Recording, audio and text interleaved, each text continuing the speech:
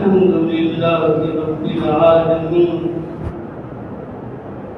والصلاة والسلام على سيد المرسلين محمد بن عبد الله الأمين وعلى آله وصحبه أجمعين أما بعد أعوذ بالله من الشيطان الرجيم بسم الله الرحمن الرحيم وكأين من آية في السماوات والأرض يمرون عليها وهم معرضون وقال تعالى وما تغني الآيات والنذر عن قوم لا يؤمنون سبحانك لا علم لنا إلا ما علمتنا إنك أنت العليم الحكيم رب اشرح لي صدري ويسر لي أمري واحلل عقدة من لساني يفقهوا قولي اللهم صل على محمد وعلى آل محمد كما صليت على إبراهيم وعلى آل إبراهيم إنك حميد مجيد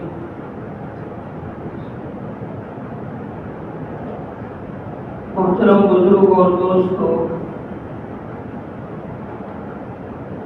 اللہ تعالیٰ نے دنیا میں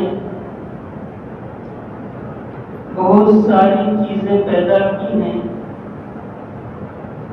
اور ان چیزوں میں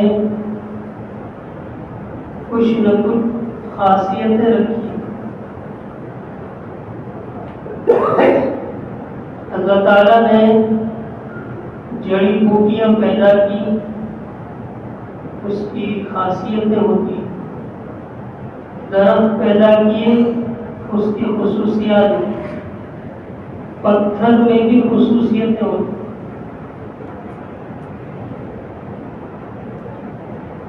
گھاس پھوس میں بھی خصوصیات ہوتی۔ تو اللہ تعالیٰ نے جو بھی چیزیں پیدا کی ہیں اس کی خاصیتیں ہوتی۔ اسی طریقے سے دنیا میں جو واقعات رونما ہوتے ہیں، جو واقعات پیش آتے ہیں، اس کا بھی ایک سبب ہوتا ہے اور اس میں بھی بہت ساری حکمتیں پوشیدہ ہوتی ہیں۔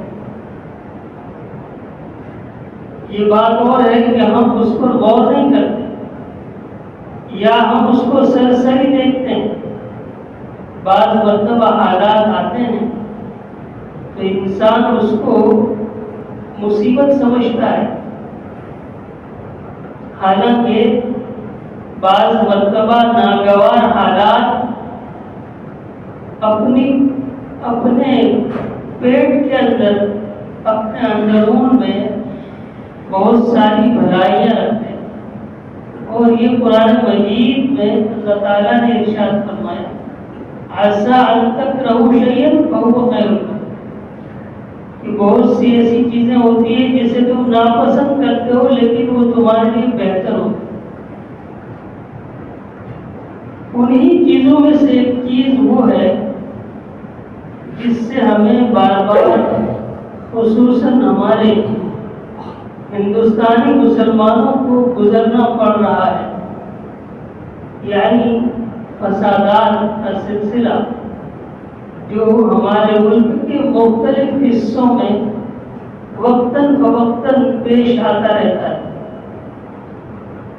تو یہ فسادات جو ہے وہ بھی اپنے اندر ایک معنویت رکھتے ہیں اور ہمیں اس سلسلے میں صرف دوسرے فریق کو یا حکومت کو یا انتظامیہ کو ہی دوش نہیں دینا چاہیے، بلکہ ہمیں اس کے اسباب پر غور کرنا چاہیے۔ ایسا کیوں ہو رہا ہے؟ اس کی وجہ کیا ہے؟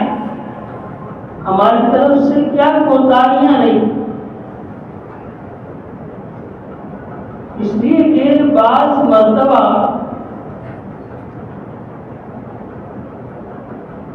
معمولی چیز انسان دیکھتا ہے، سنتا ہے اور وہ اس کی زندگی میں انقلاب پیدا کر دیتی ہے، اور اللہ تبارک و تعالیٰ نے ہمیں اس کا حکم کہ ہم غور و فکر کریں، سوچیں. ابھی ہم نے ایک آیت پڑھی وَكَأَيٍّ مِّنْ آيَةٍ فِي السَّمَاوَاتِ وَالْأَرْضِ يَمُرُّونَ عَلَيْهَا وَهُمْ مُعْرِضُونَ. کتنی ایسی نشانیاں ہیں کہ جن سے ہم گزرتے ہیں، جس کو ہم دیکھتے ہیں، لیکن ہم اس سے اعراض کیے رہتے ہیں، یعنی منہ پھیرے ہوئے رہتے ہیں، ہم اس پر غور نہیں کرتے. حالانکہ اگر اس نشانی میں، اس آیت میں، اس واقعے میں غور کیا جائے تو بہت کچھ ہمارے لیے سبق ہے. دوسری جگہ اللہ تعالیٰ فرماتے ہیں وَمَا تُغْنِ الْآيَاتُ وَالنُّذُرُ عَنْ قَوْمٍ لَا يُؤْمِنُونَ، کہ جو لوگ ایمان والے نہیں ہیں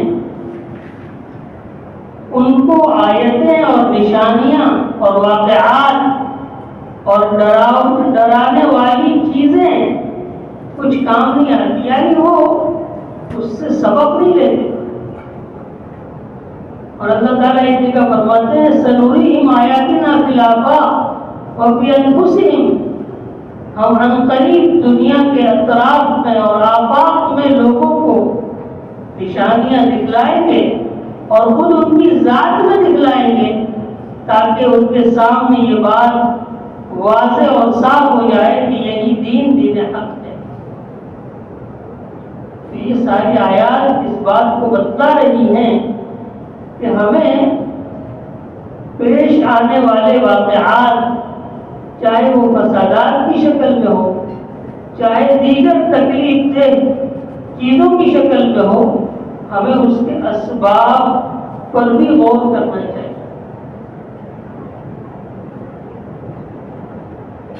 بعض مرتبہ انسان کا ایک معمولی عمل جو ہے وہ دوسروں کی زندگی میں انقلاب پیدا کر دیتا ہے. یہ جو واقعات ہمارے ساتھ ہو رہے ہیں اس میں ایک کوتاہی جو ہماری طرف سے ہوئی ہے اور جو ہماری ذمہ داری بنتی تھی جس کو ہم نے ادا نہیں کیا، وہ یہ ہے کہ جو نعمت اللہ تعالیٰ نے ہمیں دین کی شکل میں دی ہے، اسلام کی شکل میں دی ہے، اس نعمت کو ہم نے دوسروں تک نہیں پہنچایا. ورنہ کیا وجہ ہے کہ ہم 1000 سال تک ہماری حکومت رہی لیکن ہم جو ہے اپنے اسلام کا، اپنے دین کا تعارف اپنے برادران وطن کو نہیں کر سکتے. تو اس میں ایک کوتاہی ہماری بھی ہے کہ ہم اللہ تعالیٰ نے جس نعمت سے ہم کو نوازا اس نعمت کا تعارف نہیں کرا سکتے. تو ہمیں چاہیے کہ ہم اپنے دین کا تعارف کریں کہ یہ دین جس کے ہم ماننے والے ہیں وہ کیا ہے، وہ اپنے اندر کیا خصوصیات رکھتا ہے، اور اس دین کا اس دنیا کی زندگی سے کتنا گہرا تعلق ہے، اور صرف دنیا سے نہیں بلکہ مرنے کے بعد والی زندگی سے بھی یہ بحث کرتا ہے، اس کا تعلق اس سے بھی ہے.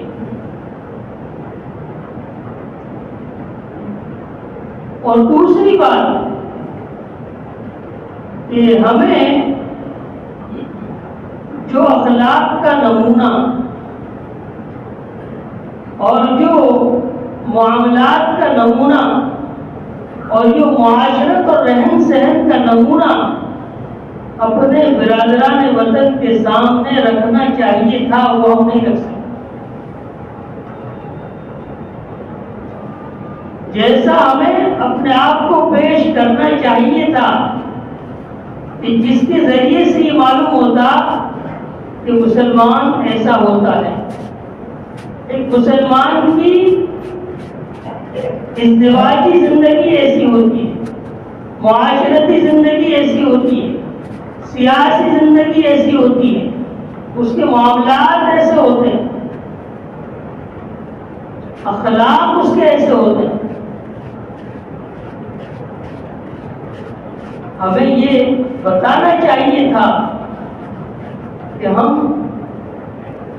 کون لوگ ہیں، کس دین کے ماننے والے ہیں، اور ہمارے سامنے صرف دنیا نہیں ہے، ہمارے سامنے صرف پیسہ نہیں ہے، بلکہ ہمارے سامنے ایک اور دنیا بھی ہے. ایک واقعہ سیرت میں ملتا ہے، حضرت جبار بن سلمان رضی اللہ تعالیٰ عنہ مسلمان ہو گئے. حالانکہ وہ اپنے مذہب میں بہت سخت تھے. لوگوں نے پوچھا کہ آپ اسلام کیسے لے آئے؟ تو انہوں نے یہ کہا کہ جب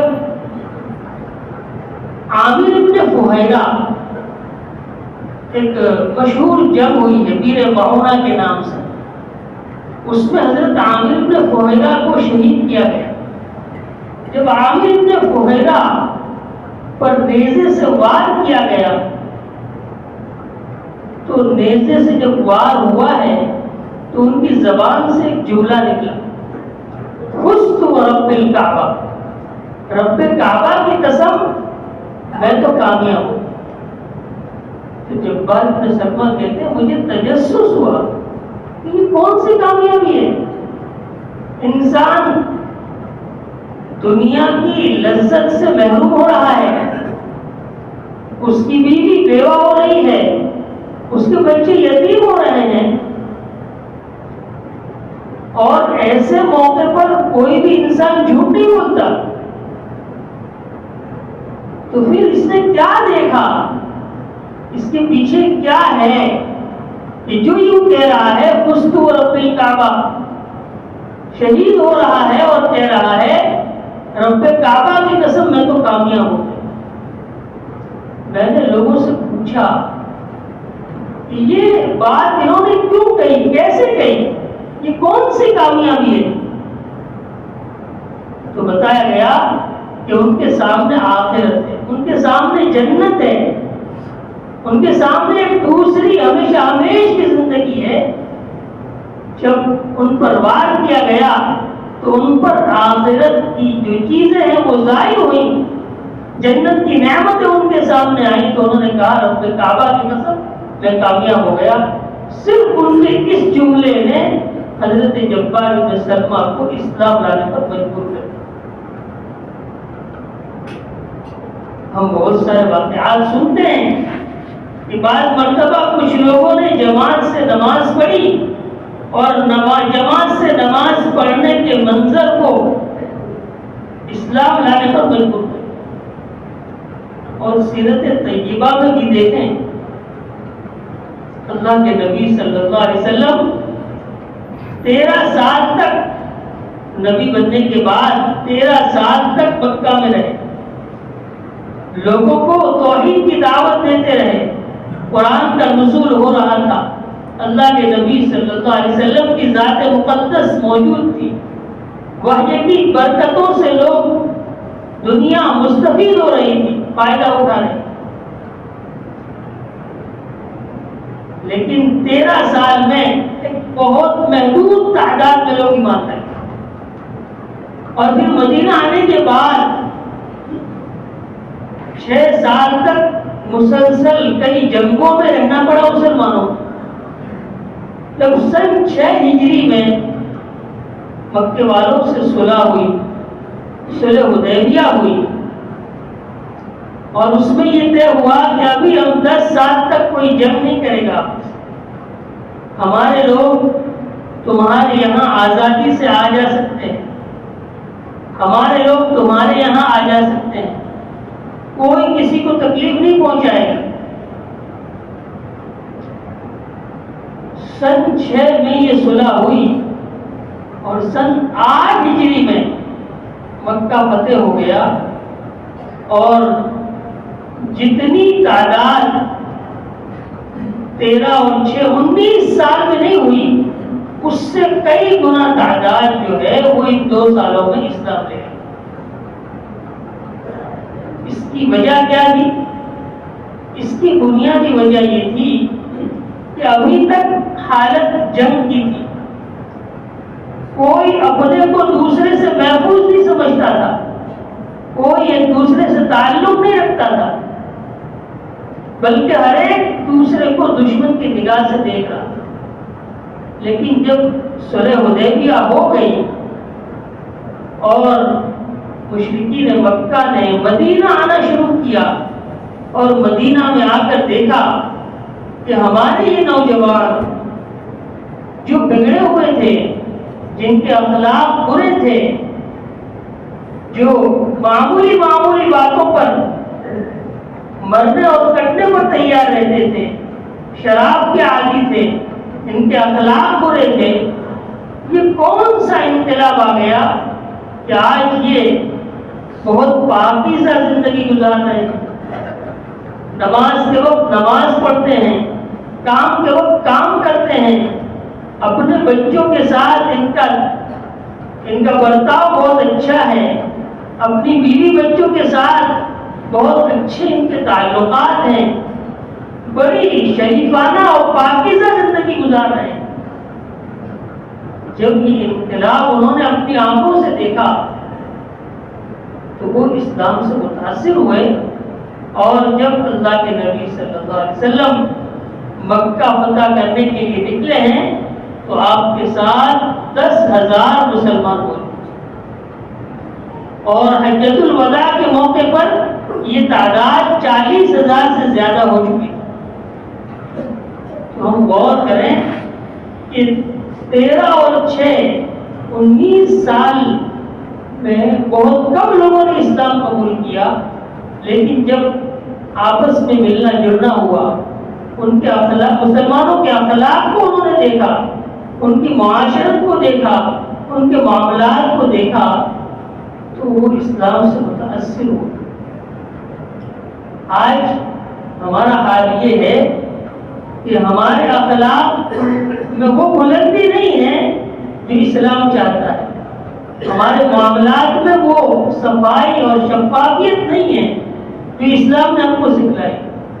اس لیے وہ جس طرح دوسروں کو دیکھتے ہیں اسی نظر سے ہم کو بھی دیکھتے ہیں، بلکہ جن چیزوں کو اسلام نے صراحتاً حرام قرار دیا ہے، جن چیزوں کو اسلام نے بالکل ناپسند کیا ہے، ایسی چیزوں کے ہم عادی ہیں، ایسی چیزوں میں ہم دوسروں کے مقابلے میں زیادہ ملوث ہیں۔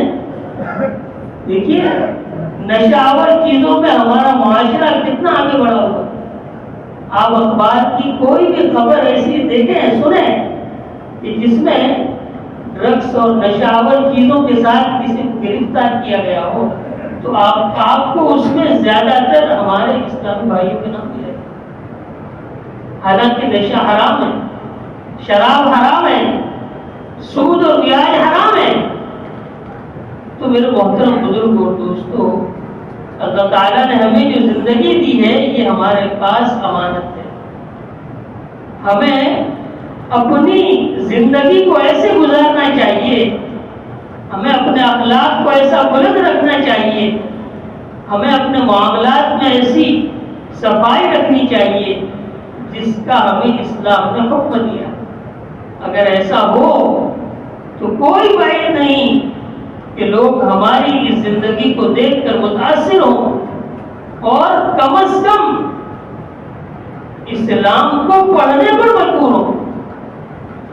یہ کون سا اسلام ہے، یہ کون سا دین ہے کہ جو جوانی ہے اور انسان کے اندر طاقت ہے، لیکن پھر بھی وہ اپنی آنکھوں کو نیچے رکھتا ہے، نگاہوں کی حفاظت کرتا ہے۔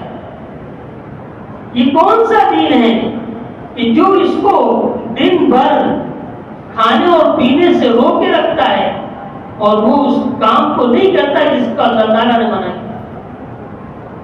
تو میرے محترم بزرگ اور دوستو، اصل چیز یہ ہے کہ ہم اپنے اخلاق سے، اپنے معاملات سے، اپنی معاشرت سے اس چیز کو ظاہر کریں کہ دین اسلام یہ ہے۔ نہ یہ کہ ہماری زندگی وہ ہو جو اب تک ہم نے زندگی گزاری ہے۔ اللہ تبارک و تعالی ہمیں دین کو ہمارے برادران وطن تک پہنچانے کی اور اپنے اخلاق اور اپنے معاملات کے ذریعے سے اسلامی نمونہ پیش کرنے کی توفیق نصیب فرمائے۔ وآخر دعوانا